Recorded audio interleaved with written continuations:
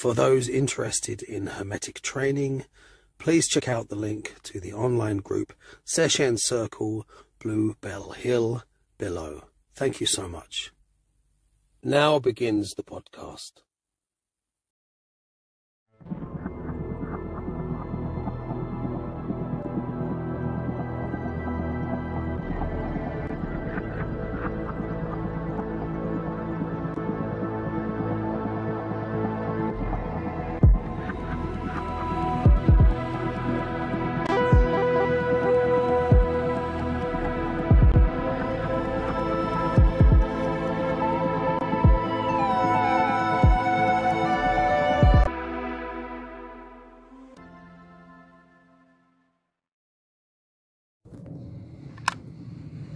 Hello. I don't know about headlessness, more like your head's about to be scrambled, in a good way. Welcome to the second session with Mogg Morgan. So if you haven't watched the first video, please check that out. It's in the interviews and conversations playlist on the channel. And cue the metal.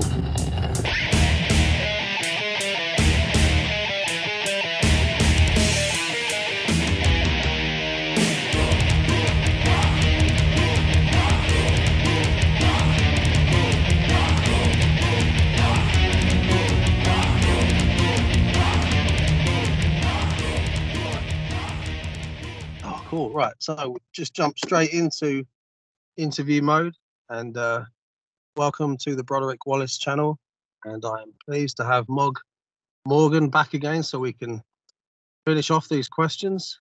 So we'll jump straight in. And I have to say, last time I really enjoyed that. Actually, it was lots of detail going on, you know, a lot to think about, and I re-listened to it a couple of times, and you know, there were things I forgot we even covered. So yeah, really good. So last time, right, we covered question 15 about the Egyptian afterlife.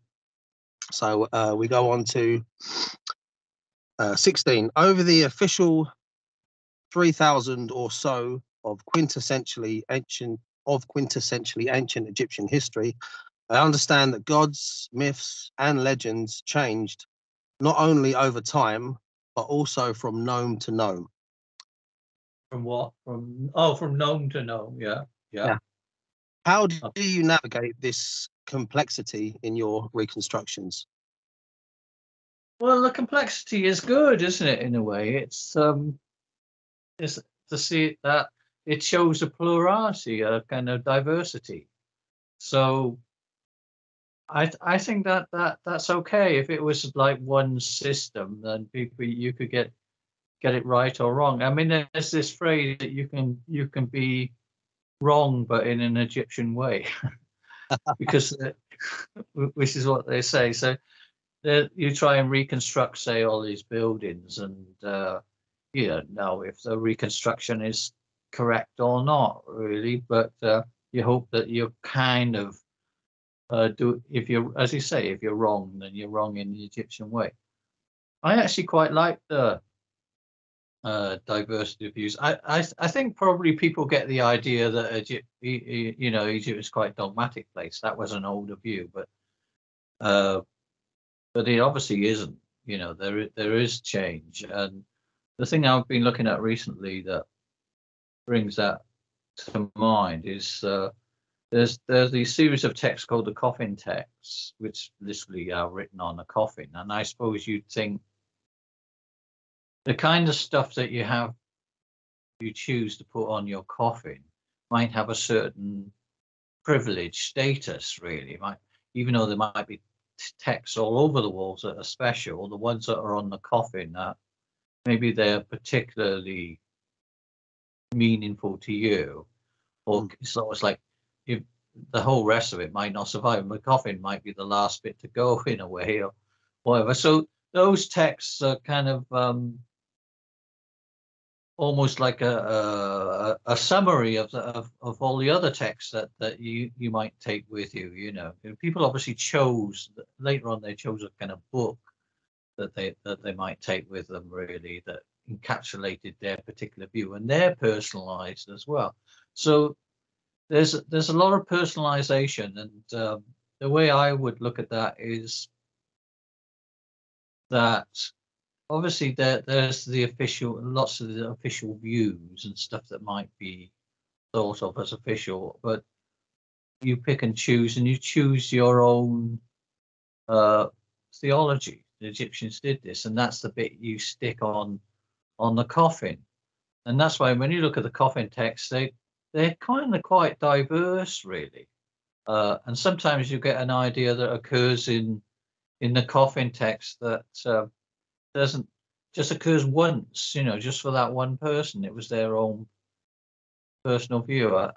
And that's actually quite a feature of Egyptian stuff. I was looking at a thing called where someone says, protect me from the four sets, or the four sets, if you like, the fourfold entity set. And they say, protect me from this fourfold, four jackals, four sets, if you like. And I thought that was quite interesting. I was trying to see if there was a picture of it, and some expert on this, he said, no, that's that's the only time that phrase is ever used in all the thousands of texts. Just once, one person picked that out. Now it could be that we're just missing it, but I think it's just for them. So I think the diversity of different views, rather than trying to kind of boil it down, it's like people talk about, say, for instance, the pyramid texts, right? And they take all these texts from various pyramids and they kind of make it into one book. And in a way, that's there's something wrong with that. That each one of them should be considered a separate text for someone. It's a personalized book, and the same with the Book of the Dead and all the rest. You can make this what's called a critical edition, in which you kind of boil down all the different things, but that's a little bit of a distortion. Anyway, that's a short answer. Yeah, it's a good thing. I quite like the diversity of views and the constant change. It makes it more interesting, really. It makes it more closer to the modern view, where as pagans we kind of want to write our own book. I posted today, write your own tantra, and someone responded, yeah, I'll write your own gospel. Everybody should do that. Don't accept someone else's. Write your own version, which is what you do. Maybe you have to think about it a bit and copy other people's. And I think that's the way the Egyptians approached it as well, funny enough, that they all wrote their own version of the text. You know, when you say that, it brings to mind, I mean, the very diary that I'm reading. As you develop your practice over a number of years, you come up with your own set of symbols based on the symbols that you're familiar with, you know, like, you know, planetary symbols, whatever you've seen in a book that you liked or whatever, and they gradually start to change. So I see a kind of similarity there between the magical diary and that kind of customization going on. Yeah. And yeah, the reason I asked that question is because, see, for years I just kept getting confused. I would read one version of the Osiris story and I thought I knew it, and then there'd be another one that was slightly different. It wasn't till eventually a book, it said, look, you know, over 3,000 years, there's changes not only over time, but from district to district. That word nome, just in case anyone's not familiar with that word nome, it means almost like a county or something, you know, an area within Egypt. So you can literally go, or, you know, apparently go from one nome to another, and there will be a temple with a slightly different version of the Osiris story on the walls. Does that sound? Yeah, they all have their own festival year as well, ritual year. Just like, you know, to construct a ritual year, that's got certainly a local aspect to it. Depending on which deity would be popular in your area, that would be the thing that would be privileged within the ritual year, and these things were kind of put on the sides of temples and stuff. So yeah, definitely there's that diversity. I think the other thing that probably the mistake that people have made in the past is looking too much at the official story as well. Obviously the stuff that ends up on the walls of elite tombs or the temples tends to be the view of a particular elite, and often contradictory for that, or strange in some way. So it's interesting to look at other views, more popular views, if you like, the sort of folk views, which might be slightly at odds with that, rather than take. Obviously, if something's been carved on the side of a temple, it might have a certain aspect of propaganda about it as well, and you have to be aware of that before people take these things on face value and saying, "Oh, this is what I should believe," or "This is what they believe." You have to deconstruct it to some extent and kind of look at, well, whatever they may have said in official speak, if you like, when they've got their official hat on. There might be other records that kind of completely contradict that, or show that they're doing something completely different.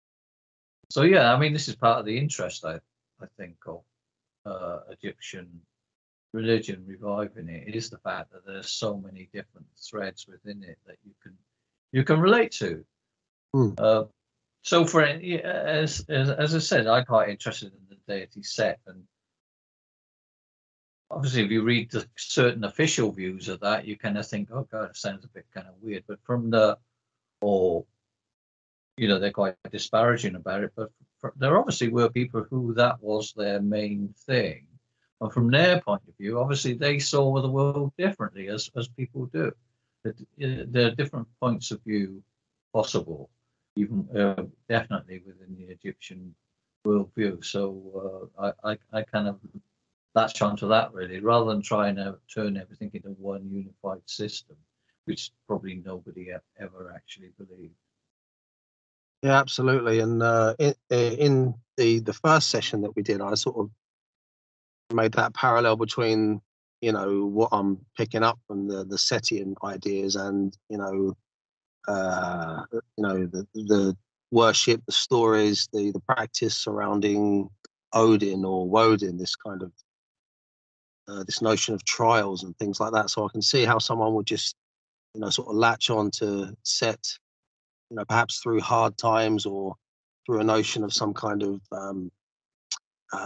disciplined, which brings in the Martian thing. Actually, I forgot to mention the planet Mars last time. This Mars kind of equating with a harsh discipline and the trials of the desert or such like. That's and speaking of the gods, it's funny how every question seems to lead into the next one, because the next question is about. Yeah, it's quite cool actually. Oh, that's good. Very clever. You could say that the gods are somehow internal as well as external, if we take the viewpoint that all is consciousness, if you like, this very hermetic view. So the next question is, deep breath. Generally speaking, what indeed are the gods in your opinion? Do you believe they grow stronger with worship and belief? Do you follow the standard esoteric pagan understanding of their nature? I use the word nature here without ignorance. Lot. What is the standard view about from a pagan point of view? Remind me of that. Good point. Yeah, let me just read my own question again, because it's been a few weeks. Pagans and I never agree about anything. Very much. I'm glad that you highlighted that. It makes me. You should. Yeah. It's a difficult one, that, isn't it? That I don't really have a great. I mean, obviously the idea of them being psychological things, people go. It certainly works on that level, right, as psychological forces, but they're real forces in nature. I suppose I think that in a way the notion of spirits of some sort, or of alternative reality, in the sense of a spirit, the idea of spirits and like the jinn or the aku in Egypt, I find that easier to understand than the idea of these sort of great psychological forces or great creative forces, which kind of came together so long ago that nobody's quite clear where, obviously you need human beings for them to assist, but that nobody's quite sure what these things are. Whereas spirits, the idea of spirits, a spirit of place and ghosts and the jinn and things that possess things, that in a way that's closer, easier to understand, which is kind of why they're often treated, the demonic things, if you like, the demonic spirits in the classical sense, why they're often treated as intermediaries, because they are much easier to relate to and understand what they are, and they do seem to be, if you put yourself in the right environment, have a kind of external assistance, these the spirits, whereas the gods seem so kind of on a much bigger scale. It's difficult to say what they are in terms of that. I mean, I don't know. I think that's probably what paganism is about. Really, is trying to work out the answer to that question. What are these weird kind of experiences and stories and ideas that have kind of come down to us from antiquity? People talked about these often inhuman forces existing in the cosmos that interact with each other and somehow form the world. That it's always going to be mysterious. That I would have thought, because it's part of, because the creation of the gods sort of comes together with the creation of consciousness as well at the same time. So it's very difficult to distinguish them. Whereas, as I say, the spirits of nature and the jinn in a later phraseology are much more easy to relate to. Yeah, and as something that, which might seem strange because it is the god. I think as well that the gods are in even in the Egyptian context are something quite fearful. Really, I don't think the Egyptian people related to them that much. They respected them and they treated them with quite a lot of awe and everything, but there wasn't always any love in there. It was a difficult relation. It was the temple itself was a place of awe and fear sometimes, whereas the world of the folk magic and the spirits of the house was something that people understood a lot better than these big forces. So you're talking about quite big forces. I mean, we can talk about cosmology in a whenever you talk about these things, it's quite philosophical, really, isn't it? So trying to kind of give sense to why human beings think the way they do. But and also the strange thing is that,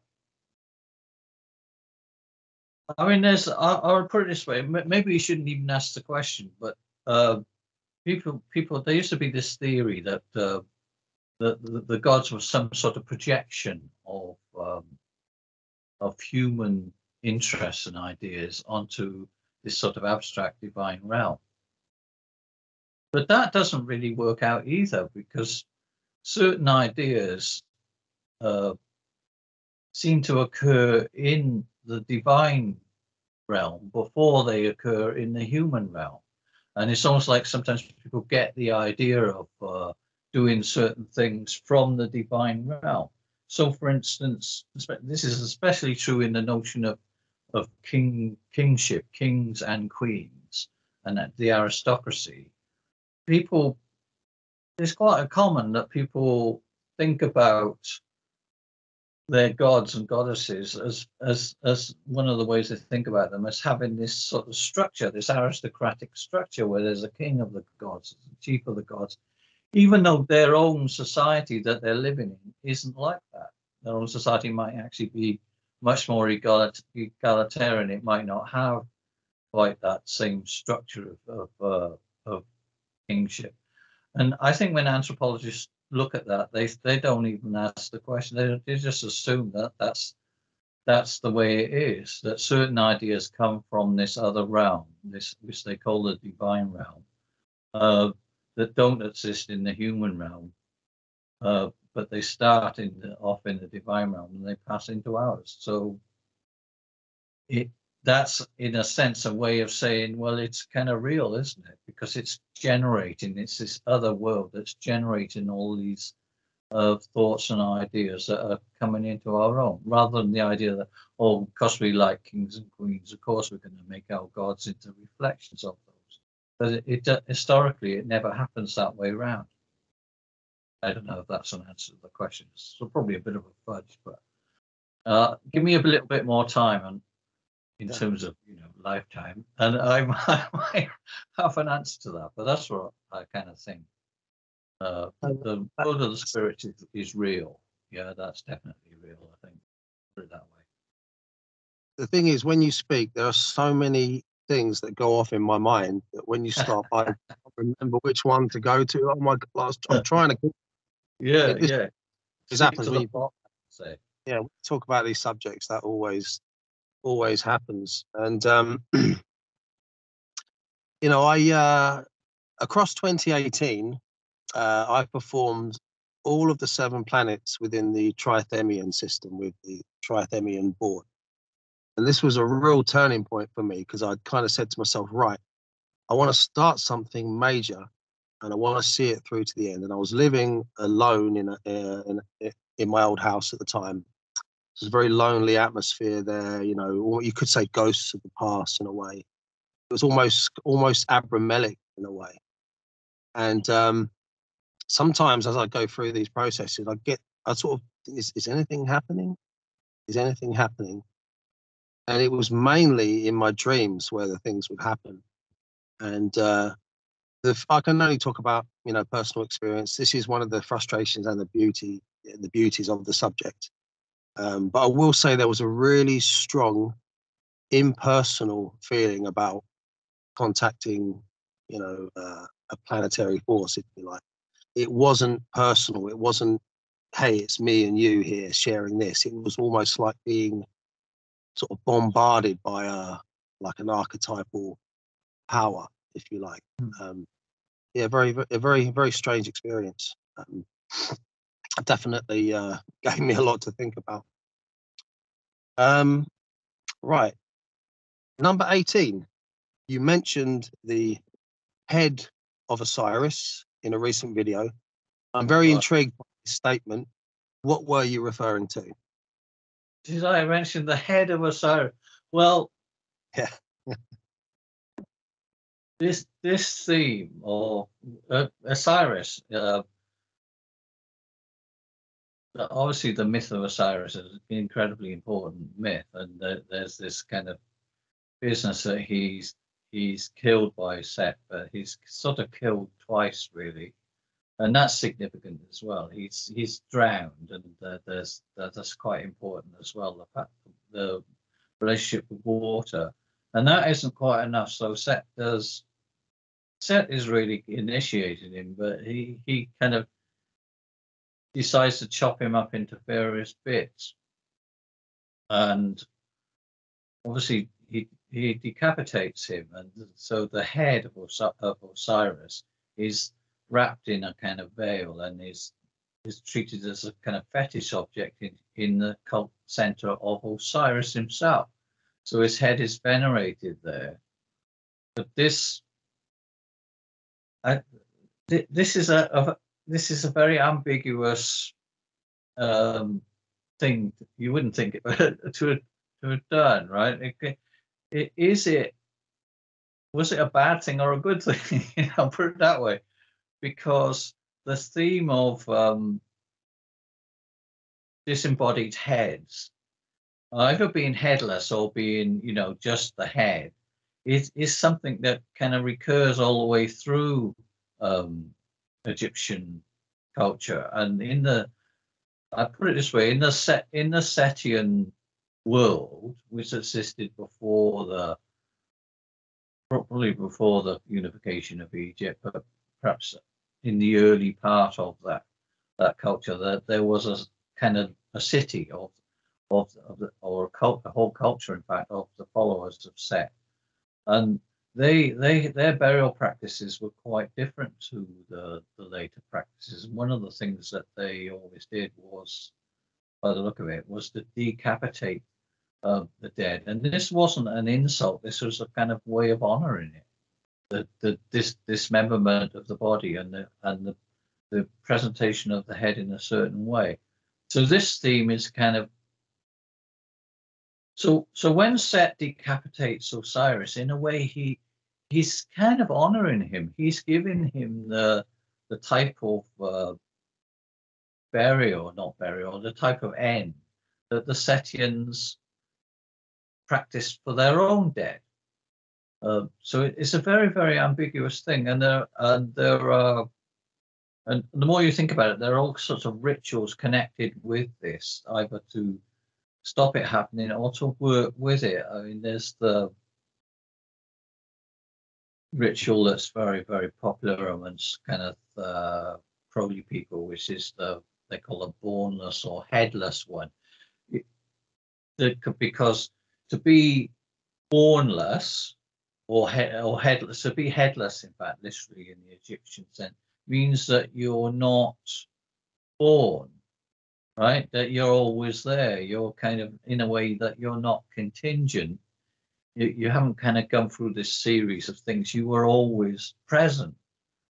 So that there's lots of kind of double meanings to that. But there's also, given that the place that this all happens with the water and the decapitation and the killing of Osiris, this is a big subject in terms of the secret. You know, that's it. Well, in terms of magic, and in terms of especially Egyptian stuff, but magic in general, there's this idea of the big secret. What is the secret that all the wise people, the magicians, are always seeking? And the secret is very entangled with this idea of decapitation and headlessness. And in later times, people practice. They have also, you can't literally, obviously, chop someone's head off, but you can do certain things to kind of emphasize, to take the head out of the situation, if you like. So veiling and wrapping the head and all sorts of magical stuff. And then you have this whole ritual of the headless one, which is actually a ritual probably connected with Osiris. And Set, both together, you know, connected with this fate, because the followers of Set, they are also decapitated, right? Well, is that a good thing or a bad thing for them? You know, say interpreting these myths, they're talking about alchemical and magical processes, really. I believe. And you know, I can't go into it too much. It's quite complicated, and I don't know all of the steps because it is a secret. And one of the things I'm trying to do is to work out what the big secret is. And I've got some quite good ideas about that. But it's definitely tied up. I suppose when you look at a lot of imagery of you know, if you think about this idea of the head, right? Once you're alert to this, you spot all sorts of strange things about the Egyptian culture. They're always referring to it. When they show an image of the goddess Hathor, a very, very ancient goddess, they just show the head, and often it's just the head. And people say, well, because we're sort of from the Western point of view, we're used to all these sculptures where you have just the head on a plinth or whatever. We don't think anything of it. Well, you know, they just, it's the important bit, isn't it? You don't need to do, but it's obviously more to it than that. That obviously this is intentional. They're sending a special message, and there's this also a really odd phenomena in the tombs that people have what's called reserve heads.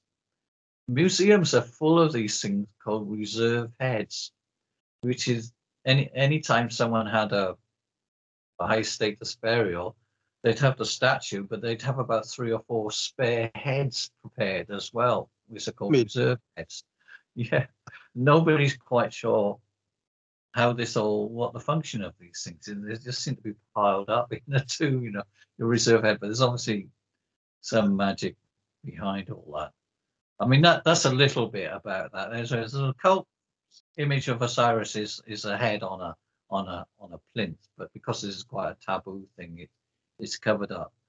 But it's very connected with the ultimate magical secret, which is still being pursued and practiced in modern magic. Really, they're still trying to reconstruct this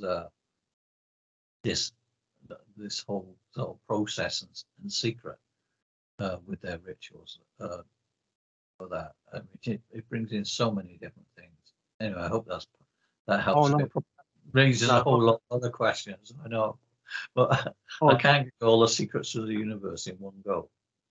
no, there is so much. Like we could do the whole session on just this question. On the head, yeah, the cult of the head is massive. Because it occurs in the Celtic tradition. Yeah.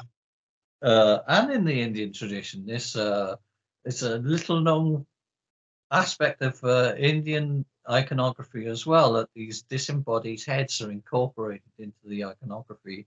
And in the other side of the Indo-European world, the kind of Celts, they reverence the head. They have a cult connected with the severed head as well. Even just mystery, wild card, right?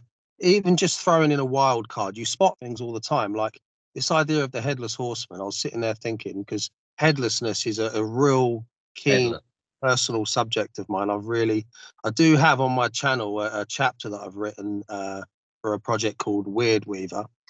It's called She Grows. It's literally the first chapter, and this is a really deep personal examination of headlessness, how this relates to not only history but some of the initial and very important ongoing practices within the Franz Bardon system.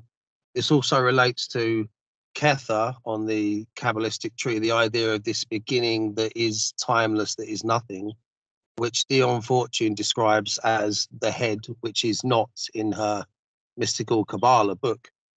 So, you're bringing all these things together, and I'm thinking, in my meditations, I'm making these parallels, Sleipnir, the, Yggdrasil, the terrible steed, and all this kind of thing. So there's something to do with horses and the tree.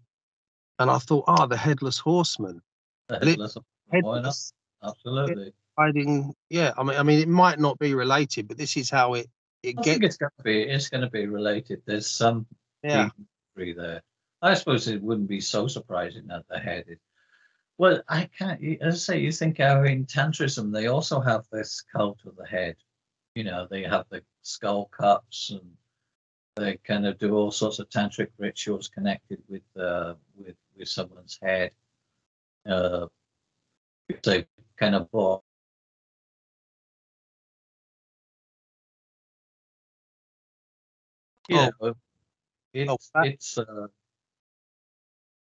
It's a very fertile subject. I would thought, but I'd say Egyptians were kind of onto this and articulated this before anybody else. It's obviously a big thing for them. Definitely. As their main cult is so focused around it. There's so much in this. I mean, even when you bring up the idea of Baphomet, and what is this notion of a head? Yeah, that's a disembodied head, isn't it? Yeah, Baphomet. It's true. Yeah, so I think this. I mean, this is all right. I'll be very humble, personal opinion. My contribution to this mystery, like I say, I could. It's such a deep, a long thing to explain. Like I say, it exists on my channel anyway. My contribution, but well, I'm going to check it out.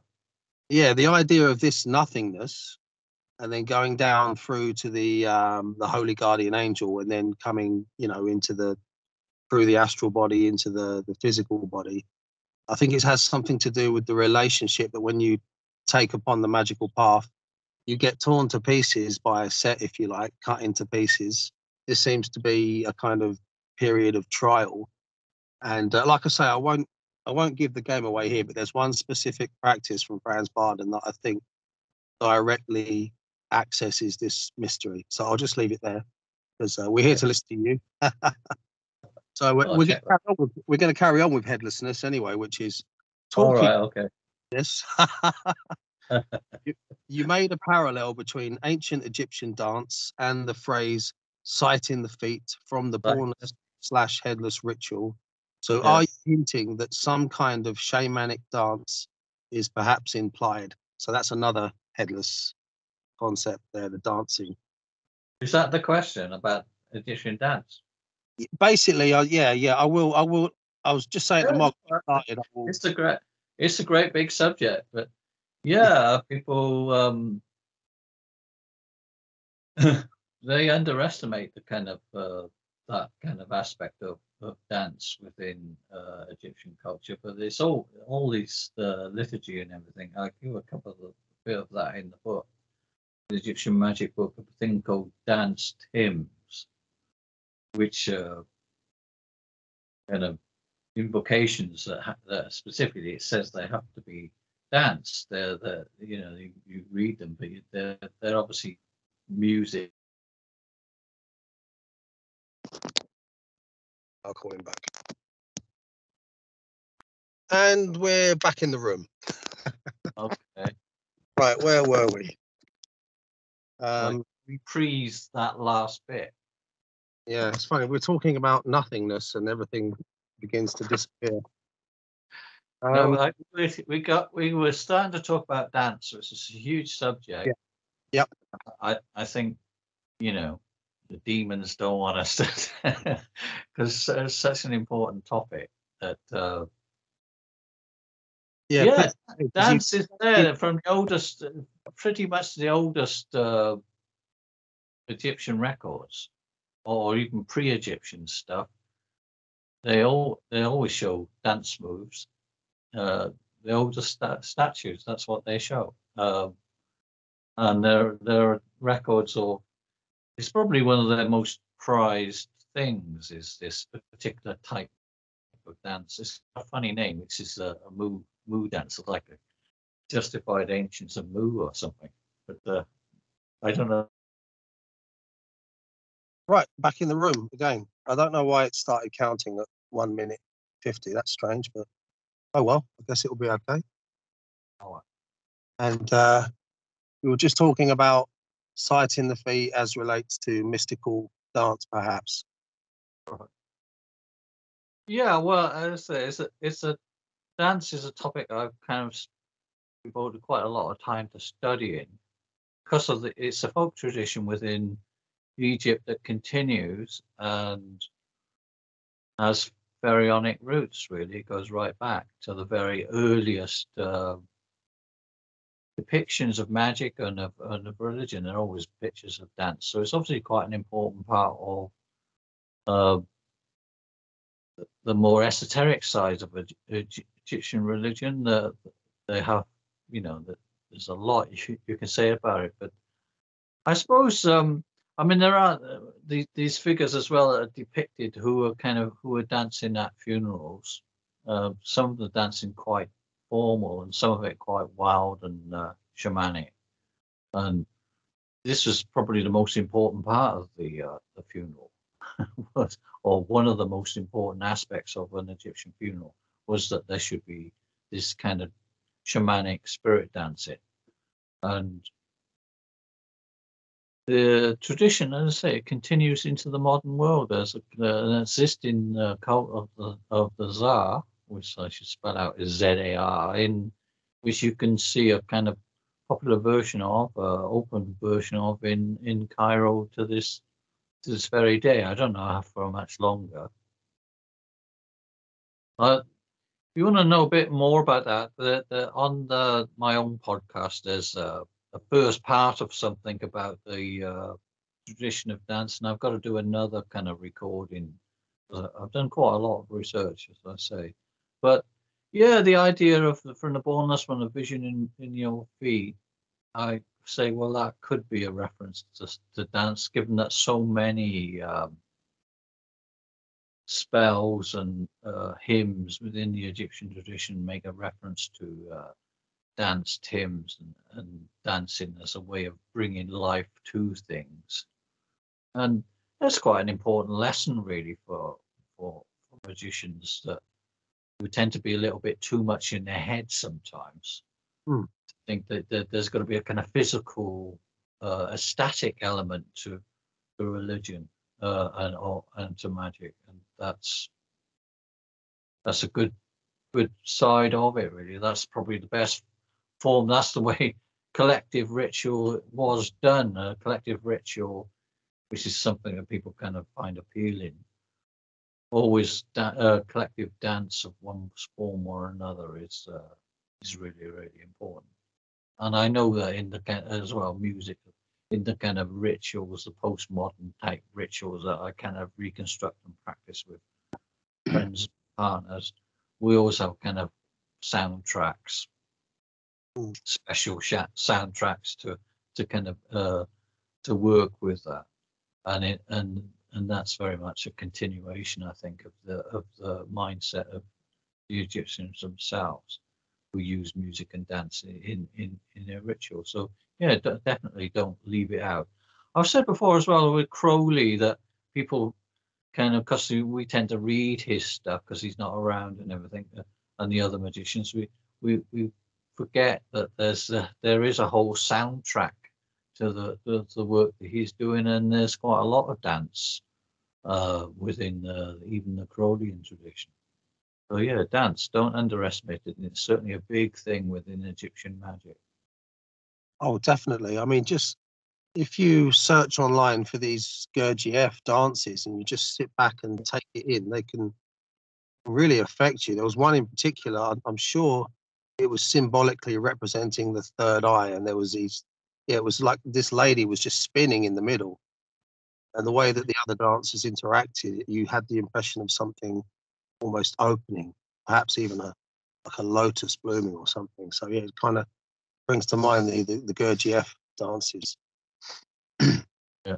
Well, as you can see, the Sufi turning, and the Egyptians have a special form of Sufi dance as well. They have their own particular kind of unique form of the spinning that is different to the sort of more well-known Turkish one. And you can see that. You can see it in popular entertainment, and you can see it in kind of ritual performances. But I noticed that whenever they talk about it, they claim that what they're doing has kind of roots back in the pharaonic times, that they're a continuation of the temple dances of ancient Egypt. And I think there's quite a lot of truth in that. Mm. Yeah, it's really fascinating. Yeah, and yeah, dance. Yeah, I'm I'm not sure if heavy metal will be a good swap for the. That's my chosen music. Why not? Right, so we move on to the subject of hieroglyphs here, and I was just wondering, did you teach yourself to read hieroglyphs, or do you rely on translations, or is it a mixture of both? Well, it's a mixture of both, really. I did teach myself to kind of read the language because when I was a student, I was actually my main study area was actually Sanskrit, which is not related to it at all. So that was my first ancient language, but yeah, I picked it up. But I know enough of it to kind of check or to kind of find interesting aspects of other people's translations. But I do tend to rely on the kind of expert translators' work because they have more time to devote to it, and I kind of come in and interpret it and maybe look at particular words and stuff that they've used, and looking for specialist vocabulary really that they might not have noticed. But yeah, that's the answer to that. I think that would be a big ask to expect you to be fluent in every single hieroglyph, and Be nice, wouldn't it? yeah, that's a whole other. You could devote your life to that. Certainly got quite a lot of translation material, the dictionaries and the grammars and all that sort of stuff, and I work quite a lot with that. Yeah.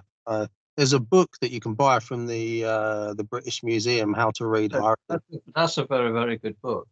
Yeah. Uh, Yeah. Yeah, that's recommended. That'll certainly give you an idea of what you should be looking for. Mm. You know, it will certainly enhance your kind of understanding of the Egyptian monuments and inscriptions from that book. It's a really handy little book. And it's funny to think that we're moving more towards pictorial language now with emojis, which, even though they're a kind of poor man's version of hieroglyphs, it's a similar thing. You know, we put a little smiley on there or whatever we need. So it seems to be evolving back in some strange way. Well, as a joke, I says I think maybe the Egyptians, because there came a point when then the language was kind of dying out and transforming into other languages, that they sort of reverted to this very emotional, like emoji sort of language, because they didn't really understand the hieroglyphs anymore. Mm. And so they start using very emotive, basic signs. And one of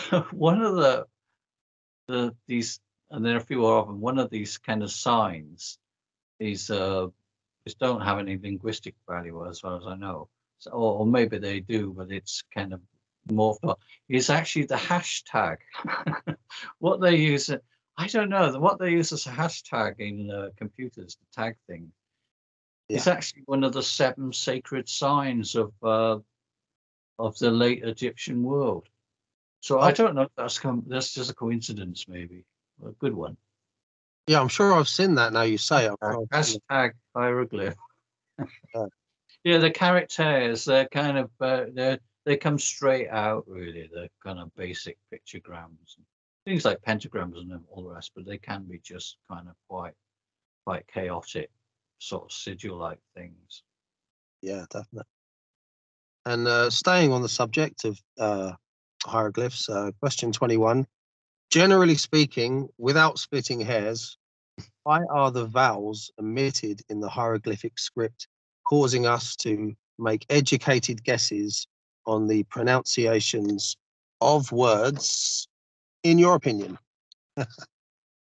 Well, it's got, I mean, you have to, the language has vowels. You know, as you say, they're not. There's no representation of them until you get to the later language, and then they kind of adopt the Greek system, really. But, there's an idea that the vowels are the soul of the language. So the hieroglyphic script, you know, it's quite extensive. There are I think about 600 characters in the hieroglyphs, and that's more than enough there's too many. Right? It's far too many. You don't need 600 characters to represent all the sounds that are possible to make in the language. I mean, we manage with 26, and most people manage with about 30. And you can break it. The Egyptians themselves had sort of about 30 or 40 basic hieroglyphs that the scribes used, and they could say almost everything with those signs. Yeah. Then they didn't have the vowels. The vowels they had to understand, and that's almost like the secret aspect of the language, the soul of the alphabet. So you just had to know those. So this is the secret part of the language, and it's interesting that the 7 vowels are really important in magic. So it lends itself to the idea that it's the unconscious aspect of the language. They had that concept that you would only use it you'd only represent it. You just had to know it. It's something you absorbed. So when you do an invocation in the system, when you kind of make a sacred space, it can be done entirely from this sequence of vowels, the 7 sacred vowels. That don't necessarily have to mean anything. They might do. You know, if you say the 5 vowels A, E, I, O, U, you're actually saying something in the Egyptian language. You're saying greetings or hail, benevolent ones. You know, you would just say Eyahu. I was going to say, it sounds like Yahoo, doesn't it? Yeah, which is just a sequence of vowels, Yeah. but it's Oh, a word of power. It's a piece of magic. So it's beyond any particular cultural language. This is a transpersonal language that everybody can speak, wherever part of the world you're in, whether you're in India or Egypt or here, you can make these magical sounds from the vowels. So I think probably the reason they didn't represent them is connected with the fact that they were used in magic in in this way. Although towards the end of the development of the Egyptian culture, they accepted the Greek point of view, who kind of came up with a kind of clever system of saying, well, you should represent them really. It makes it a bit easier. And if you take the 7 vowels, the thing about the vowels, they represent this sequence of also of air from the lowest point in the body, moving its way through the various bits until it comes out through the nose and the mouth. And this is a kind of ancient mystery of the breath that obviously the Egyptians knew pretty well, but the Greeks thought we'd better kind of systematize this so we can work with it in a different way, because that's the way they liked it. And the native Egyptians kind of accepted the Greek point of view really on that, and started using the Greek sort of signs for vowels in the later language. But yeah, no, it's an interesting question. They say that that's the way they looked at it. Language has 2 parts. It has a body and it has a soul. And the body we can see in terms of the characters, but the soul, you have to just experience it. You have to just flow with it and know it's there. yeah. Just so many things. I hadn't actually realised, that we could equate the vowels with the iau, which that's another whole massive subject, and it brings to mind how similar ancient, or in my experience, I think others agree, I'm not sure, that it's so similar to Hebrew in a way. Certain, pronunciations has They a have a hidden set of vowels as well, I think. yeah, the hidden vowels. Yeah, so the But idea. they're kind of just supposed to know them. That it's just inherent in it, and there's a kind of whole magical point of view in that you get with ancient languages. And I mean, say we take the word Amun, it does, and this is the high god, very similar to Om. This is Sanskrit, Hindu, Om, Amun, very similar thing. I don't know if others have made that equation there, but that struck me as being kind of similar. And I know Wota Hanukkah. Connection. You know that people make the connection of the phrase Amen, the prayer Amen and Amun. Oh, cool. Because the Hebrews came up with the Amen, and they came out of Egypt, and there's a whole speculation about whether Amen is actually God Amun, and the God Amun is also really the one God who becomes many. So the idea of the one and the many, that's Amun as well, whose name literally means the mysterious one, but he's the one and the many. So the idea of the one and the many, or everything is one, is very much an Egyptian creation. That's Very hermetic. Yeah, very hermetic. part of Hermeticism later on. And talking of Hermeticism, I was saying Wota Hanegraaff in his latest book, which I haven't read, I've seen a couple of interviews. He was saying that he believes he's made a discovery of how these vowels would be sung and would somehow resonate with moving through the stages up to the Godhead, perhaps through the planets, this sort of hermetic journey.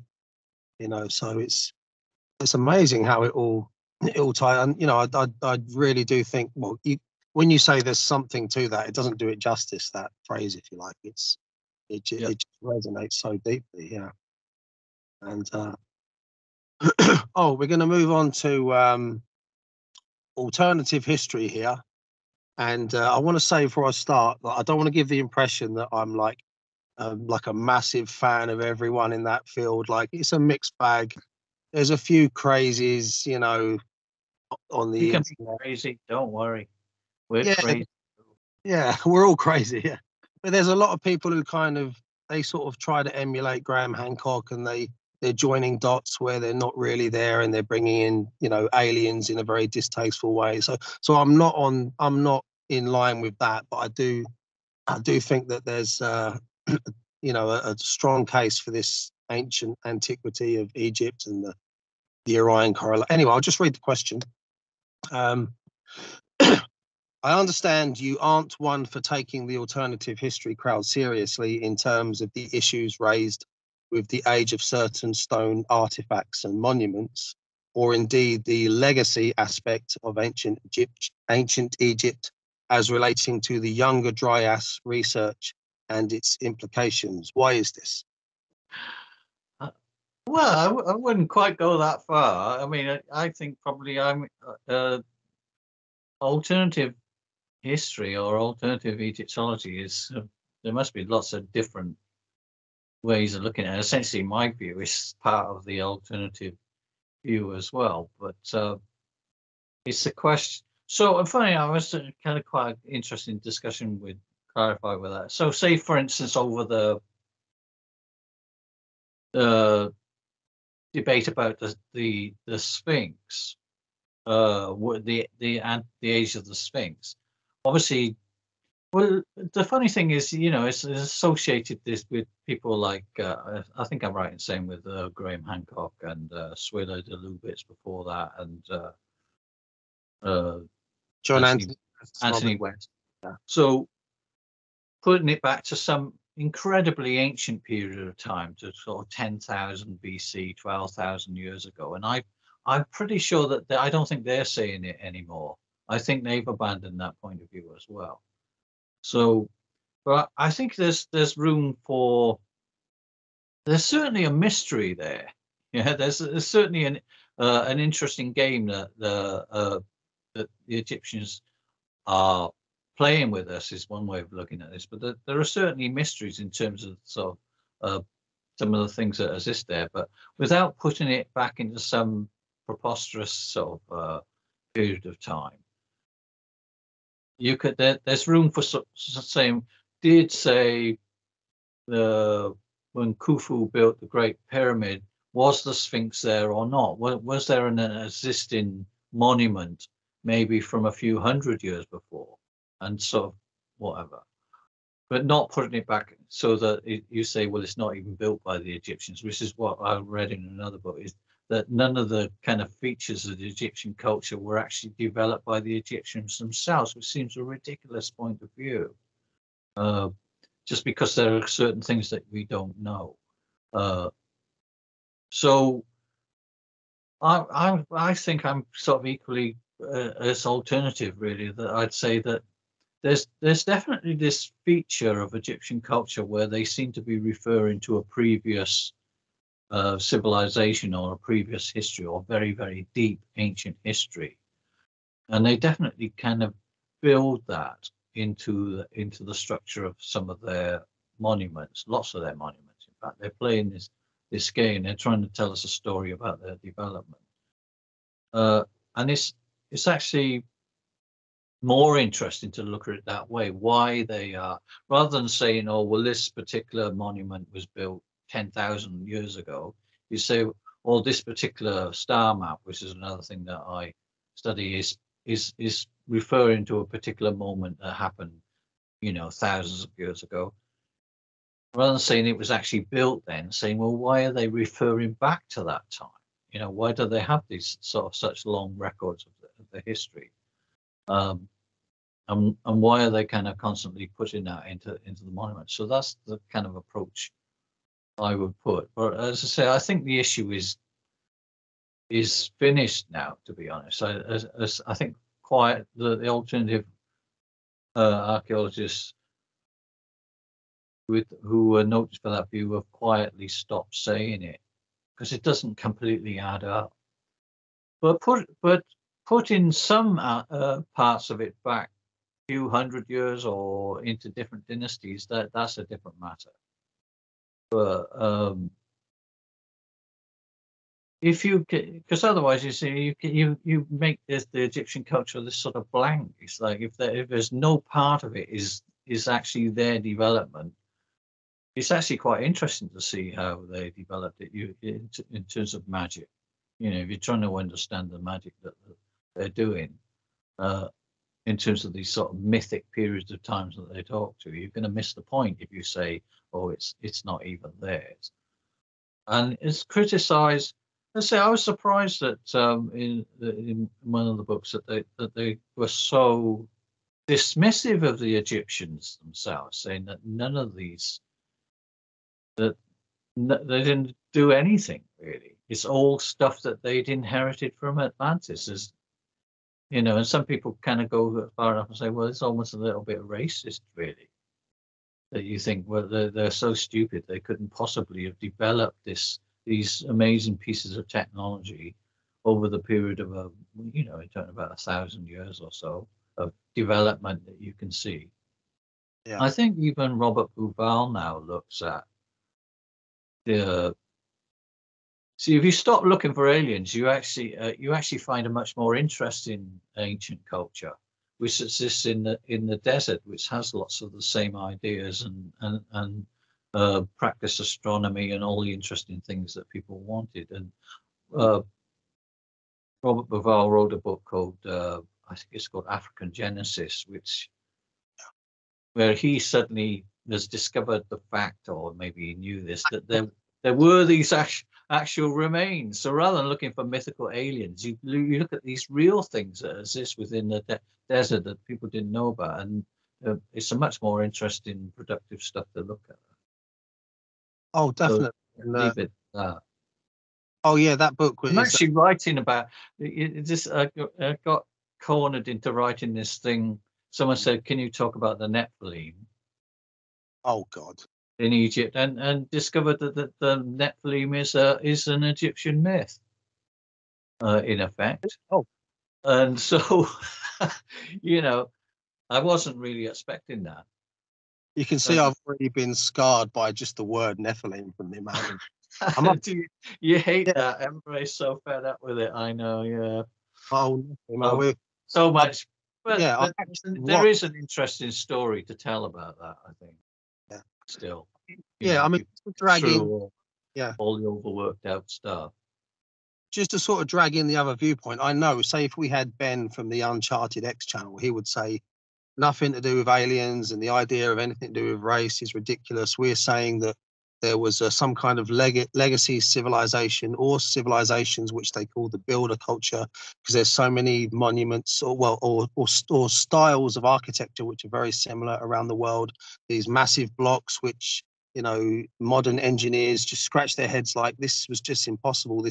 These artifacts that couldn't have been made with copper chisels and stones banging on them. And so it is a massive subject, and it seems to obviously very human polarization where you can stretch it out to aliens or you can go really, really conservative. And I'll read out the next question anyway, because it's more or less the same thing. We'll see because obviously we'll try and keep an eye on the pace to get through everything.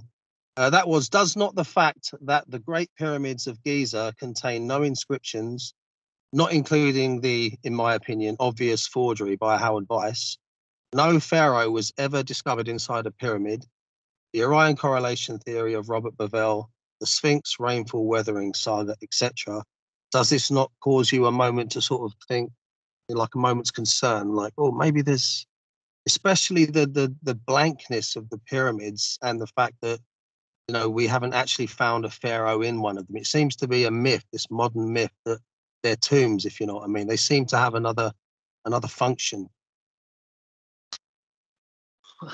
Where do you start with that? You say, you read this thing when you say merely tombs, right? But take away the word merely. I think you just have to extend use your imagination a bit more about what is the nature of a tomb. And a tomb is an incredibly complex magical space that is central to religion and magic ever since, one way or another. You call it something else, but essentially this is the focal point. So calling it a tomb is in no way sort of to bring it down or anything. It actually it's obviously got some of that function there, but the tomb is a place where all sorts of things went on. It was a place of encounter between the living and the dead, for instance. So I don't find that problematic. The thing about the lack of inscriptions, well, that isn't actually quite true, right? The actual pyramid field of Giza is full of inscriptions of the same period, but they're in the many hundreds of other tombs that exist around the structure which refer to it. So there could be all sorts of reasons why they didn't. So in the early kind of pyramids themselves, they didn't think to put any text on the walls of the pyramids. I mean, who knows? And eventually they did start putting text on the walls of the pyramids, but they certainly did put all sorts of texts on the nearby things, tombs that are nearby. I know that because I've just kind of done a paper on one of these very interesting, because the other thing you say that might be missing from the pyramid field, especially at Giza, is a sort of star map. Apart from, if you see the whole thing as a star map, there's a lot going for that. But usually in later times they put these kind of representations of the stars as well on the ceilings of the tombs, and they haven't found many of those. But there are these texts that do seem to refer to a kind of orientation. It mentions the pyramid of Khufu and the other members of his family in a certain sequence that implies that there is an another one. I mean, there's lots of astrological mysteries there. So yeah, I don't find that problematic, really. So there are texts there. What was the other aspect to it? Well, as I say, it's obviously built as a to look like a tomb. Maybe people definitely did other things there. Put it that way. It was a place of the mysteries. Maybe not in the actual tomb chamber itself, which is they're quite small, aren't they? Obviously, the king's chamber is kind of a reasonably sized building thing. I mean, there's an idea that people were initiated into some sort of adeptship within the Egyptian religion may have involved them being put in a tomb, and it may have been used for some of that. But from later records, the sort of things that they did in association with the tombs, there's plenty of magic there. I think it would be ridiculous to sort of write it off as a tomb, or as a building related to the tomb. It's got all the right structures. It's got the kind of black box aspects. It's got a kind of small sort of spaces that nobody can get into anyway, but seem to be kind of purely magical function. And then it's got a sort of temple structure nearby where there can be a place of interaction between the living and the dead. And these are all very central to the sort of magic that I do. So yeah, it doesn't bother me. Oh, that's wonderful. It's really good to get you on that. And I think this might. I was slightly. I hadn't thought about that myself, really. That I mean, I'm sure there are other kind of things. There may be sort of some script within there, but there's no carved script within the big pyramids that we're talking about. But in the tombs nearby, there are loads and loads of texts. And they're contemporary with the pyramids, so you can't really say that there's no texture. And they kind of telling, and also there's this remarkable discovery that they just found on the Red Sea which they called the Red Sea Scrolls, which is the logbook of the people who actually built Khufu's pyramids, and they're telling you what it's for, and what their function is. this is the oldest surviving papyrus in the world now. Yeah. That's just been discovered in the Red Sea, and I think that kind of clinches it really. It's sort of, it says, well, this is what we did. It's not an ideological text. It's just a mariner's logbook, of the people who worked for Khufu when they were building it. But these things have quite complicated functions. I have no problem with that at all. Yeah, definitely. It's I'm sure you've been to Egypt many times. I've been only once in the year 2000, and when I stood in front of the Great Pyramid and the other two, the Great Pyramids, it's just like, what? Are you kidding? Like, this shouldn't be here. These are mountains. Like, if you see them in books, I would say to anyone watching, listening, you see them in books, it's nothing compared to standing in front of them. You'll be like, it was a different world. It was a different philosophy. And it will beg, if you're the kind of person that, has a sort of philosophical or that kind of mind that tries to unlock mysteries, you may become obsessed. You may get dragged in. It's just such a big subject. Yeah.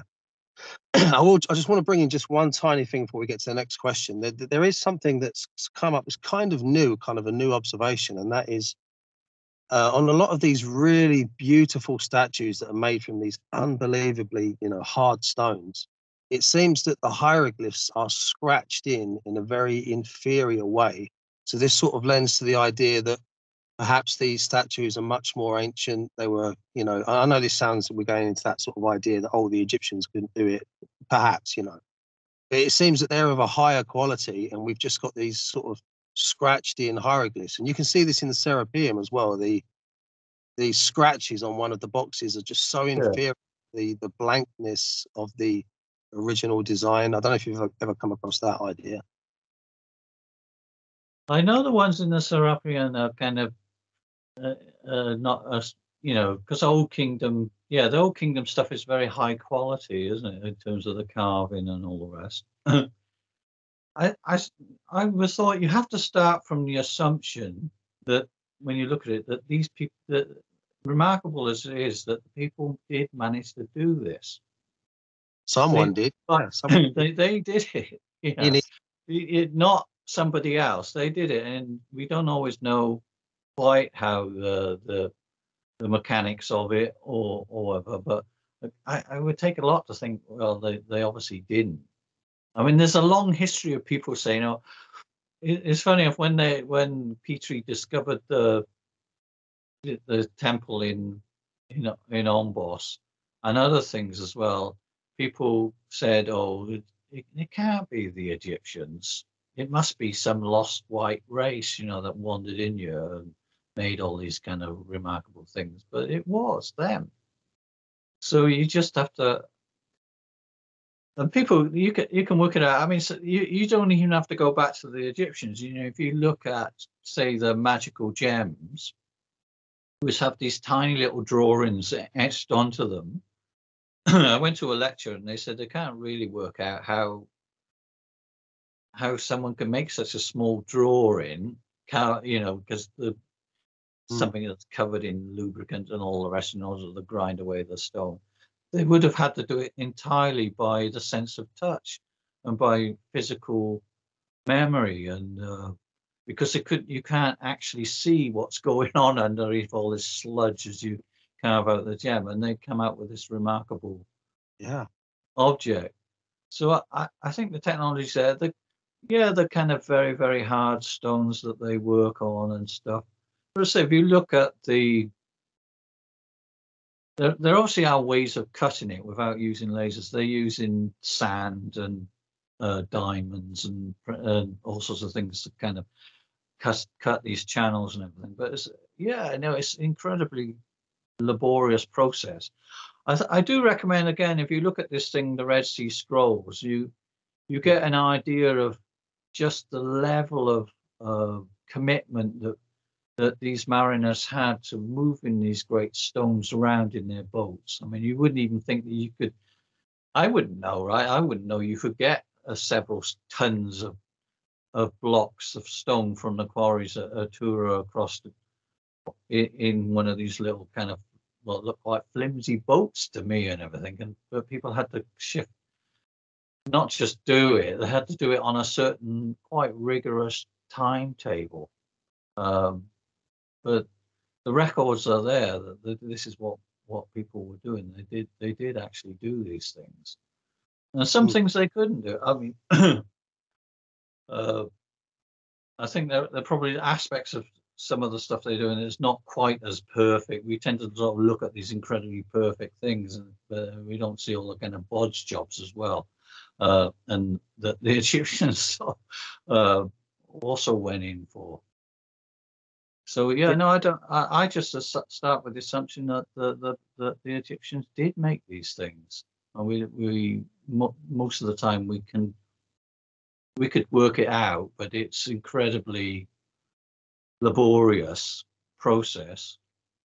Oh, Yeah. and you go to Luxor, where the same families of people are still making these things out of granite and all the rest, because they all use power tools now. But probably at a push, they probably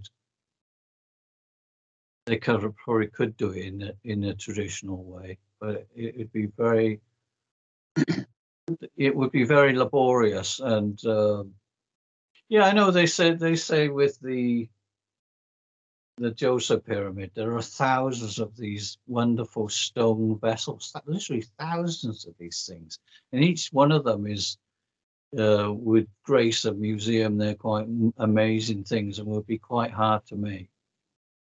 But yeah, why not think about that they actually did do that? Rather than thinking, well, actually, they didn't do it.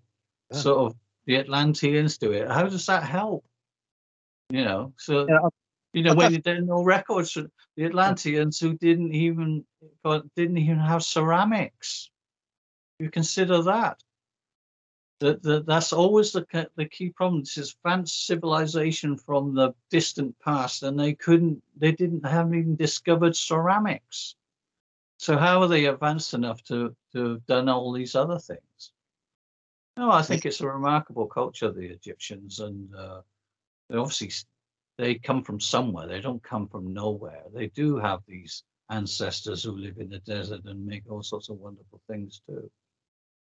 But the wonderful things they make, they're wonderful to me, right? You go into the museum, go into the Ashmolean, and probably the first few galleries which have the precedents for the pharaonic stuff, people just don't look at it. It's too. They're sort of overwhelmed by the fact that these same themes are developed to such an amazing extent within a few hundred years within the Egyptian culture, and they don't look at the precedents, but they are there. They look kind of quite tribal and low tech, and people are just, I don't know, I think they're just a bit prejudiced really against folk art, so they can't see the connection, but the connection is there as far as I know. Yeah, I'm sure they would say, oh yeah, these are definitely done by Egyptians in Egypt. I think that they're sort of referring to the idea of the art form has been lost, and perhaps later pharaohs have scratched their names in and claimed them and all that kind of thing. So there's that process as well, right? Of them kind of why there's an argument that the standard goes down after the Old Kingdom. Yeah, and people would say and the pyramids get smaller is the other thing. And people say, oh, because they're losing the skill, or the ancient aliens have gone away again, or something. But there are other explanations for that. Just, I mean, for us, to some extent, the building of the pyramids was, as I've mentioned before, was something the Egyptians themselves kind of rejected as being a waste of time. It had a certain purpose and it didn't quite deliver. And so they found another way of achieving the same results that is maybe less impressive in terms of scale, but more interesting. So, but it's always difficult to say whether it really has gone downhill or whether it's just changed, the structures. But certainly Old Kingdom sculpture is rather amazing. But so is the sculpture of Akhenaten. It's completely different to the Old Kingdom stuff. But in terms of art, representational skill is actually more advanced. So there definitely is more advanced material that comes later on. It's not like this idea that all the really advanced stuff occurs right at the beginning. That isn't true, I don't think. Oh, okay, yeah, I'll definitely have a look at those Akhenaten statues. Akhenaten is kind of, as an example, is incredible. But there's a certain bias. We tend to say, we use the term, for the late Egyptian culture, we say, oh, well, it's in decline, and they use the term, it's been infected by foreigners and all that sort of stuff. It's not pure anymore. But these are incredibly ideological ways of looking at it. Whereas the later culture is incredibly dynamic and has its own amazing sort of art structure. It's not in any way a decline. So the idea of anything declining is itself a value judgment. That's a bias. It's a bias to see something as having declined when it may not have declined. It's certainly changed, but it may actually, in some senses, be better in terms of artistic representation, I'd say. Oh, that's cool. Yeah, it's good to get your views on things. We've captured that, and that's another voice in the debate. And yeah, what would I say on that? But that's important. Well, because yeah, you've got some things to say about this that I haven't heard before, which I've obviously viewed on your channel. So definitely want to draw attention to that. And I was smiling earlier because something you said about sort of, doubting the pyramids and all this kind of thing leads on to the next question. But I think this is a good place to just take a 5-minute break. What do you think? Well, unless you want a break, I'd rather plow on because I want to have dinner soon. Time have you got? You want a 5-minute break to check your whatever? Go on in. We take 5 minutes and I'll have a beer or something. Okay, 5 minutes. I'll call you in 5 minutes. Yeah. Yeah. Take care. Okay. Right, and we're back. So I was just saying to Mogg, it doesn't matter if we don't finish these questions because we've had so much. Let's say a big subject for me because I'm I've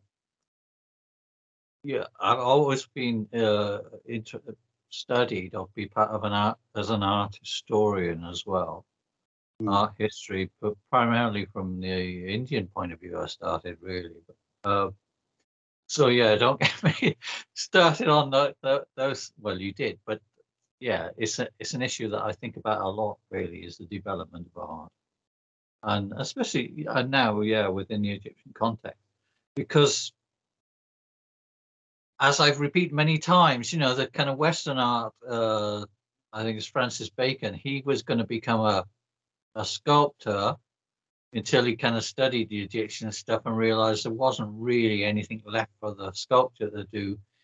So it's not just in terms of cutting stone, it's the actual problem of art, the problem of how you represent or deal with certain problems within art. These are much more interesting questions really than how you cut a piece of granite, which that you can solve that, but how you represent nature and the world and certain inner states in art, and the way the Egyptians sort of developed and solved certain problems. So for a modern artist looking at that, saying, "Well, there's nothing left to do," that hasn't been done by Egyptians, but in painting, in terms of paint, he said, "Well, there's plenty of issues there. If you look at painting or art as a sort of experiment in natural history, natural philosophy, then which is how a great artist will think about it. What are the problems? Where can I make a contribution in that area that he could do something? But in terms of sculpture and building, there's not a lot left, to do. That wasn't solved. The issue wasn't solved by the Egyptians. And give them credit for that. Don't give the credit to the Atlanteans. Give the credit to the Egyptians. Remarkable culture. We all agree with that. Oh yeah, definitely. Yeah, there's lots of different viewpoints and angles on that, and it's an amazing thing and it will never be solved. It will never be fully resolved. You just have to kind of keep searching and make decisions, and sometimes you think, God, I've got more important things to think about. I need to pay the bills, and so it can get pretty heavy. No, I think it's worth thinking about. It's very Yeah, important. yeah. I mean, if you're a magic, It's worthy of the study, definitely. Okay, yeah, go on then. Next question. yeah, right. So talking of doubts, it seems that there were those amongst the ancient Egyptians who were definitely not amused. I talk of the lamentations of Apua and the dialogue of a man with his soul that you commented upon in your video, Apophis, Mother of All Curses, Part 2. Any Yeah. comments on this darkly humorous content before I insert the short video of the reading of the quotes here? Here follows two sections of two texts from the first intermediate period, circa 2181 to 2055 BC, after the Old Kingdom. 1. Lamentations of Apua. Indeed, the plunderer is everywhere, and the servant takes what he finds. Indeed, the Nile overflows, yet none plough for it. Everyone says, we do not know what will happen throughout the land. Indeed, the women are barren and none conceive. The builders of the pyramids have become cultivators, and those who were in the sacred bark are now yoked to it. 2. Dialogue of a man with his soul. Those who built in granite and constructed halls in goodly pyramids with fine work, when the builders became gods, their stelae were destroyed, like the weary ones who died on the riverbank through lack of a survivor. It's what you want. If you're interested in the history of ideas and philosophy, you want you're looking for philosophy within Egypt as well. There's systematic philosophy. You're looking for kind of the wisdom of Egypt. Everybody says the wisdom of Egypt exists, so kind of you think, well, where is it as well? But part of that is to see if there's any skepticism. A culture that never expresses any skepticism about anything. It just accepts the official view all of the time, and the only thing you have is the official records. Is a little bit boring, but also you kind of think, well, you're not really. It's difficult to believe that people are really like that. That any culture doesn't have, or the cultures that exist where you don't have any skepticism expressed. But we think of that as actually quite dystopian, quite horrible culture where there's a sort of uniform acceptance. It'd be like the Stepford Wives. Are the Egyptians like the ancient equivalent of the Stepford Wives or something? And of course they're not. There is skeptical material there, and the one you mentioned, the dialogue with of the kind of suicide of one person, maybe with their soul, so it was a fantastic thing. They're kind of having this internal dialogue about the meaning of life, and this is precisely the sort of thing you want to know about Egypt or an ancient culture. What brings it to life? And and he kind of specifically mentions the pyramids as being kind of like a failed experiment in culture. That there's this paradox that the more effort that the Egyptians supposedly put into preparing for the afterlife, these structures, the the less effective it was in lots of ways. The earliest form of burial was where you don't do very much, or where you don't over egg the pudding, literally, where you just put people in the desert and bury them in the desert. Those bodies are preserved better than the ones that have this very expensive and complex sort of process, which is obviously important in other ways. So, and you've actually got an Egyptian expressing doubts about what the point of it is. How these people haven't actually done any better than if I'd have just dropped dead in the middle of the desert, with no family to bury me, I would be in the same situation as some of these people whose tombs have been raided and they've been, left sort of hanging, twisting in the wind, really. And he's expressing that, and saying that the pyramids, in a sense, were nobody ever came back. He seems to say, they built this huge structure, which maybe thinks, well, the idea of the structure was to somehow to channel some of the energy of these great people or this culture back, so that we could continue to learn from them. But he seems quite skeptical about whether that had ever happened.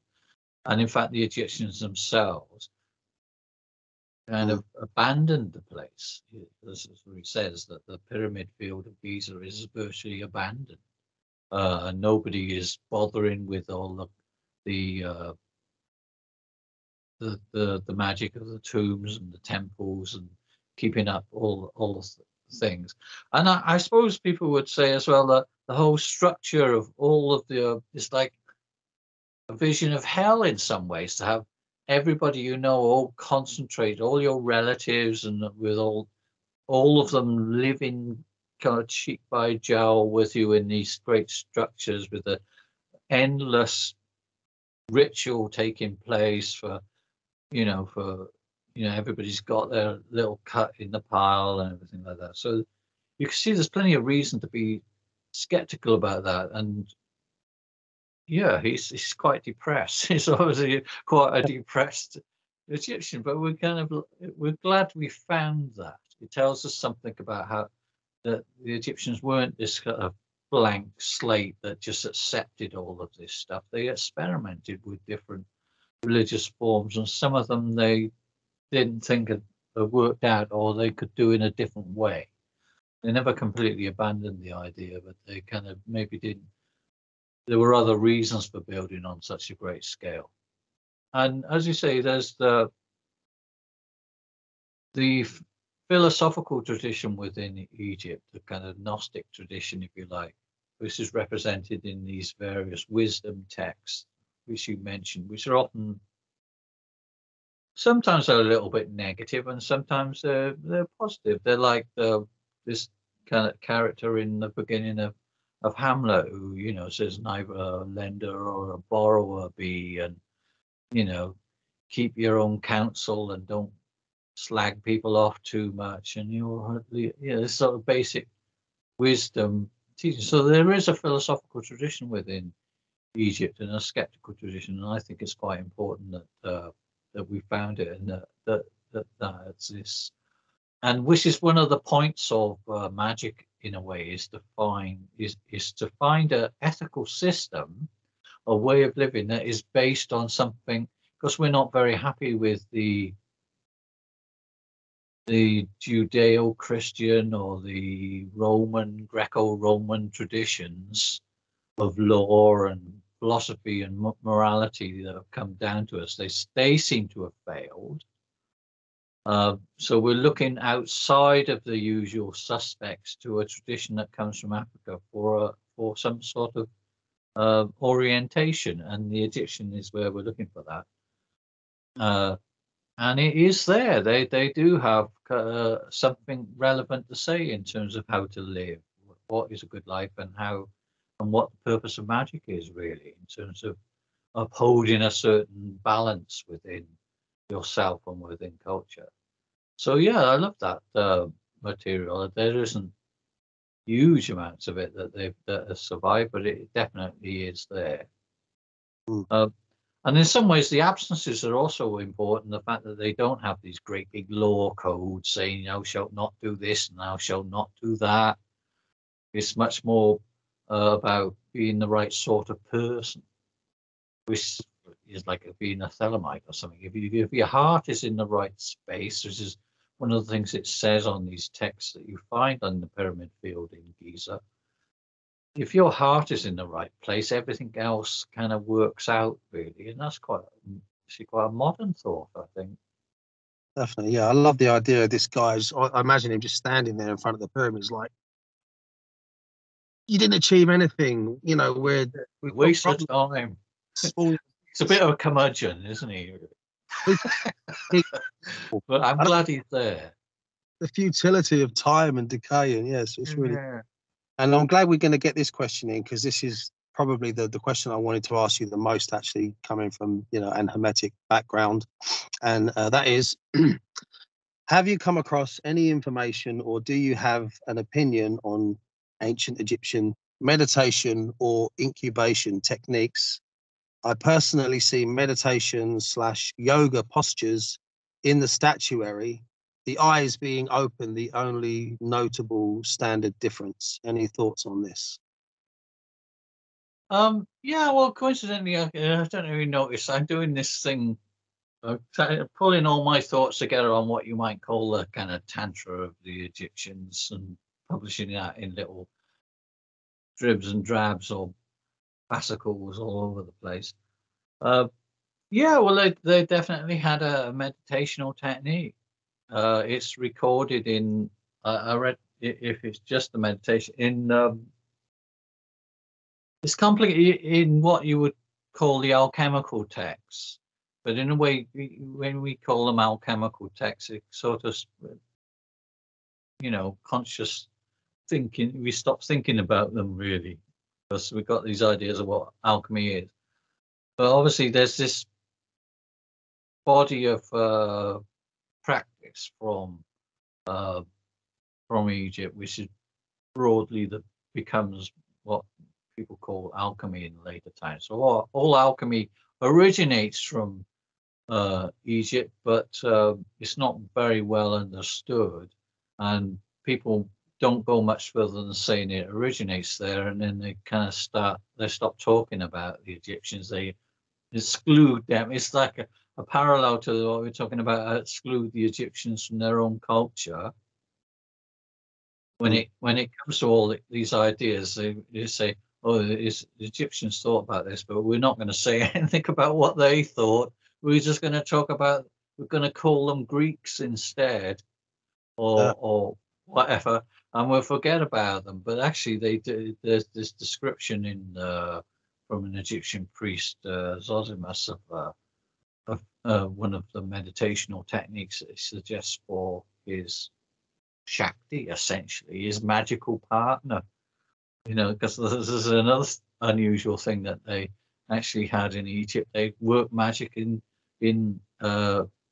pairs, in couples. You know, in this particular case and he says, "Oh, here's the meditational technique that you can use," and they use other sort of quite a lot of different techniques they use, apart from meditation and altered states, I suppose, and sort of going into various forms of trance, which is, I think meditation is trance as well, really, in my view. And, you know, God, how long have you got? It'll take me ages to tell you all the different meditational techniques of the Egyptian, but they certainly have the basic one of sitting quietly and without distraction and thinking about, you know, and just sort of contemplating within, and also this idea that then he'll kind of they'll swap images, he'll send images to her, somehow transmit them to her. So I can, yeah, anything that you would find within the later meditational tradition and within the broadly speaking the tantric tradition, you'll find a precedent for that within Egypt, although it won't be very well known that it's there, or it will be rebranded. it'll be repackaged and rebranded as belonging to, as being made up by someone else. But given that Zosimus was a priest in a temple, you know, you have to assume that he kind of learned this as part of his initiation as a priest. Yeah, I haven't got the text to hand. It's on my phone, but I'm using my phone to talk to you. Yeah. But I can send you a few lines of that description of that technique if it interests you. And there's a whole lot more that I'm going to kind of present at some point of the entire methods that were used by the kind of Egyptian adepts in order to achieve gnosis and incubation of dreams. I mean, that's a whole big issue because, as I say, the incubation, when people talk about incubation of dreams, they really are talking about stuff in the late period, and it's not known whether or it's not very well known, right, that the Egyptians also practiced the technique, and if they practiced the techniques before the coming of the Greeks, you would think that they invented them. So dream incubation, in the Greek period, people went to temples and they slept there and they made presented questions that they wanted answers to in the night from the headless god. Often is associated with this again in the temple of Osiris. It's all connected with that. Maybe these spooky images help people have the dreams, but then it gets a bit more disputed if you go back to, say, the time of Ramesses and the New Kingdom and everything and earlier. They're doing it then, but they're not doing it. The method of incubation is different. And it's done in the tomb, is one of the things that people did in the tomb. As part of the burial, as part of the funeral technique, there had to be a trance. Somebody had to go into a special trance, and there's a technique for that, so that they could communicate with the spirit of the departed relative and tell you that everything was all right. That's not exactly the same as incubation, because it's priests doing it, not for the general public. When they be incubation, they mean the sort of general public come in and ask questions. This is for special groups within the funeral. But yeah, there's loads of it. You know, if you're well, I know loads of it. I've certainly made a point of kind of digging out some of this material, which is, you know, obviously people are going to dispute it, that this exists, but it seems to be there. But certainly there's the period from counts from the later period, which I'll send you. You can put it in a roll up or something. The words that he teaches her how to meditate, and you'll recognize the technique straight away. You know. Oh yeah, please do send anything. Yeah, I mean it's. I mean, you think as a Franz Bardon practitioner, and I do have to give credit to my teacher, Mr. Martin Fawkes. Yeah, no, it's cool. Yeah, just so much, you know, knowledge, and you know, I've been in Seshen for 2 years, and it's just been just a revolution of thought and internal progress, and the subject of meditation. And obviously Stephen Skinner says, oh, you know, mysticism, magic, or meditation, magic, whatever it was, they're different. But I'm definitely in the camp where I'm like, meditation, magic are part of the same wider perennial technique. How all these arguments are occurring in the occult world. Yeah, you know, people get quite vehement saying that meditation doesn't involve trance, and you say, well, it obviously does. And then so you have to go and dig away and find a trance. And so people obviously thought that this is a trance technique. Yeah. And then this is in the Indian context. In the tantric context, people somehow have a bit of a they like to make these categories, you know, of mysticism, magic, or religion and magic, or trance and whatever. And you say, but it isn't like that. It isn't. And in fact, when you make these categories, you stop thinking. Definitely. Yeah. You lose the point. All right.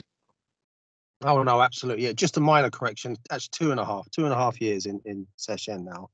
And And if this Hermetic idea that all is consciousness, yeah, no matter how tough life is, no matter how brutal it is, no matter how much you can't manipulate what appear to be solid objects, it all comes from the mind of the creator, then surely the practice of meditation, observing the consciousness, learning how to manipulate the consciousness, how can that not be related to consciousness techniques of affecting synchronicity within the world? Do you know what I mean? Like, Completely. Yeah, but obviously I'd never be too pushy, always be very respectful. People have got their different ideas. And if you're happy, you're happy. It's good, People with dogmas, Yeah. occultists have lots of dogmas and kind of articles of faith. But our job is to kind of say, no, it ain't necessarily so. No, you're probably wrong. Always got to stay hot. Okay. Yeah, absolutely. Yeah. And I should think this question might take up the last 10 minutes we have actually before we close out, which is another really interesting one because this gets into an actual, the preparation of a magic circle, if you like, and that is your Abydos arrangement. How did it originate and why? Can you explain this whole Abydos arrangement thing? I think I got the idea of it, I must be honest, from someone called Lucy Lamy, who is the granddaughter of Suela de Lubitz. Oh, right, just to show that I'm not, I am as much a loony as everybody else. Don't worry. Anyway, so I'm into Suela de Lubitz. Not really into him, but I kind of can learn a lot from. But especially from the stuff that Lucy Lamy wrote about Egyptian magic, I thought that was interesting. And she draws attention to a papyrus, the papyrus salt, which has this protection ritual for what's called the House of Life, which is the kind of magical space, scriptorium within the Egyptian temple that existed, and had a certain structure to it. So she reproduces this pharaonic thing, and you can see, and actually it occurs a lot within Egyptian cults, other texts as well, when you know about it, that there's this arrangement of supernatural entities or deities at the four quarters and above, below, and the center, which is described. So that's where the Abydos arrangement comes from, because I made it. I think I may have made an amendment to it, or there are different versions of it, because I kind of have an interest in the god Set. I kind of put Set in there, but some instead of Thoth. I think it might be Thoth in some versions, but I thought it was legitimate to do that because of the relationship between them. But yeah, that's where it comes from, and other people have worked with that as well. In the Greek, the magical papyri, there are kind of other kind of versions of this, or extensions of this, using the vowel chants and all the rest to kind of bring it all the quarters to life. So I think it's a blend of those different things, the Abydos arrangement of this structure, which is incredibly ancient as well, I discovered connected with that subject we're not going to talk about too much, which is Nephilim in Egypt, but because they figure in it in some weird way. It's a huge subject, that just that little ritual, because it goes right to the heart of Egyptian magical culture. But I say in magical tradition, you always have to have some way of opening up the space. We used to use the pentagram ritual or other rituals, but kind of when I read that and discovered this arrangement, and which other people were using as well, I kind of thought that's probably is, even though it's from the Egyptian tradition, it's better because it's sort of less culturally specific. Anything that uses kind of abstract vowels and everything, it can work in any system, and I've actually adapted it for use in the Indian system as well. So yeah, that's where it comes from. It's based on Egyptian temple sources. with a little bit of postmodern tinkering. Oh, of course, yeah. You've made it your own. I think it's Yeah, we've been doing that ritual for ages now. It's quite good. yeah. It's the formation of the circle. It's the setup. Well, It's the the guard. formation of the house of the temple, Oh, I see. Yeah. not necessarily a circle, but a structure, a magical structure, like the cube of space, even from Yeah. Boston Case, or maybe Franz Bardon as well. This idea of this cube of power that you exist in, which is actually a very ancient idea. So I think it feeds into that. Brings into mind the kind of iron sky with the 4 pillars. You know, the is it the iron, the word for iron kind of brings up that. And I loved all those stars on the ceiling as well. When you so beautiful, like ancient Egyptian art is just there's nothing like it. Yeah, it's absolutely brilliant. Okay, then we're coming up to the to the end now. So I will just say I'm really grateful. It's been fascinating and so much to think about. I'll be in the background, obviously, watching your channel when you upload new videos. I shall purchase your Egyptian magic book as well. So look out for Broderick Wallace when it comes through. And thank you so much. Thank you so much, Mogg and It was a SCBBH. pleasure. It was a pleasure. Absolute pleasure, my friend. Thank you so much. Appreciate that.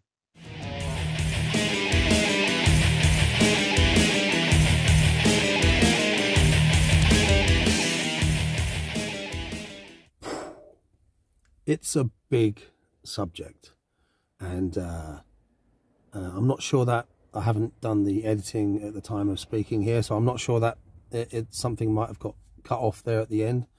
But SCBBH to Mogg, and really grateful. Just it's a subject that it can never be exhausted. There's also a kind of melancholy that goes along with it as well when we think about how much has been lost, how much we can't know. But piece by piece, there's people out there that are through actual practice and theorizing, thinking, writing, they're trying to piece this back together. So if we are talking about a perennial system, then surely it still exists. It's reality. It's out there. It's the human journey. It's what we're here to do. Thank you so much, and take care. And of course, there is a link below for donations to the channel, which are highly appreciated and put to good use. Someone was very generous actually over the Christmas New Year period, and you know who you are. I will not forget that. Thank you so much. Really appreciate that. Of course, yeah, Seshen Circle, Bluebell Hill. Again, a link below for those interested in really knuckling down into a consistent and prolonged Hermetic practice under the Franz Bardon system. Cheers. Basic meditation. Do not allow yourself, Zosimus exhorts Theosebia, to be pulled back and forth like a woman, as I have already told you in my books according to energy. Do not roam about searching for God, but sit calmly at home, and God, who is everywhere and not confined in the smallest place like the daemons, will come to you. And being calm in body, calm also your passions, desire and pleasure and anger and grief and the 12 portions of death.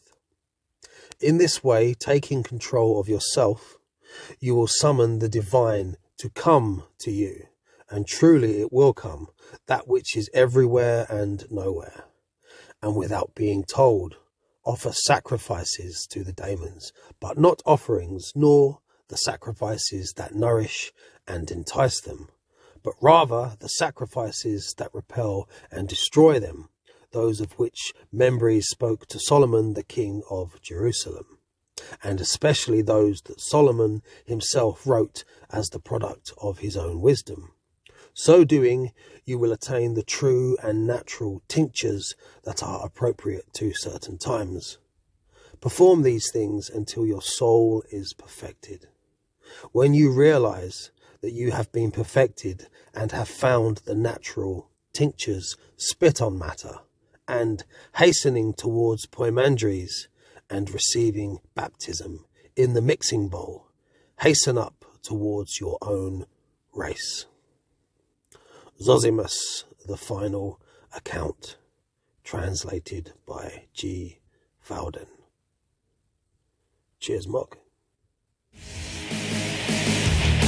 When the lion bites the sun, we are taken one by one to the temple of our grace.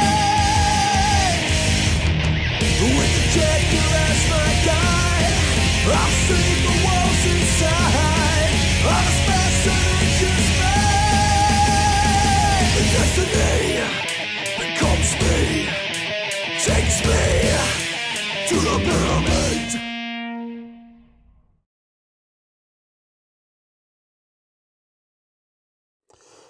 Okay, this is concerning the first video interview with Mogg.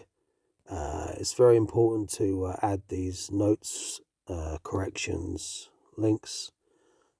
This is actually in the comments section of that video if you want to access these links. I've got the timestamps here for a few little blunders and things that need correcting, or words that come out the wrong way, or information that couldn't quite be remembered as it's being dragged up from the depths. So yeah, first video, all these from the first video. 10 minutes 9 seconds. Dust cover designed by Steffi Grant. The image was sent by Mogg. 24 minutes 22 seconds. Barbary ape, not a baboon, actually found in ancient Ireland circa 300 BC. 36 minutes 52 seconds. Maidstone Museum's mummy, try saying that quickly. Tar Kush. 1 hour 21 minutes 48 seconds.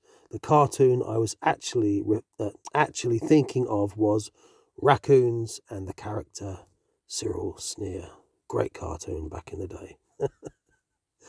2 hours 6 minutes 28 seconds. Scarab beetles using the Milky Way for orientational purposes. So that's quite a fascinating thing to look into there. Right, cool. That's the what do you call it? The maintenance. Thanks for your patience. Oh, just in case you were wondering. Throne posture. Vacancy of mind. Headlessness. Be well.